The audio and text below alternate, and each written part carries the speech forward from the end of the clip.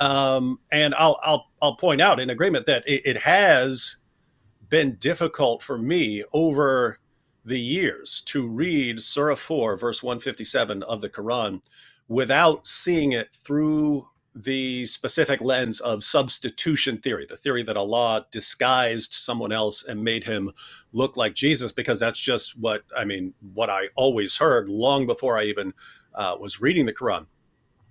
But after many discussions and debates on this topic, I can now say I'm no longer convinced that the Quran denies the crucifixion and death of Jesus.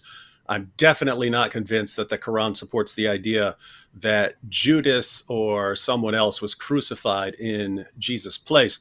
And if it was difficult for me, an outsider and a critic, to read what the Quran says without being massively influenced by later commentators, I can only imagine how difficult it must be for Muslims to read this verse without assuming that it promotes the view they've heard all their lives from their sheikhs, imams, da'is, apologists, families, and friends.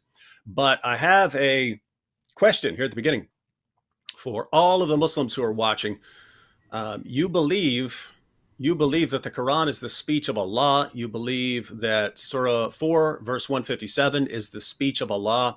And so the question is, if Allah isn't saying what you think he's saying, if most Muslim scholars have misunderstood this verse for a variety of reasons, if you've been given a false interpretation of Allah's words, do you want to know it? In other words, if you're wrong about what 4157 means, would you want to know it, or would you rather continue believing an incorrect interpretation of what Allah said about Jesus?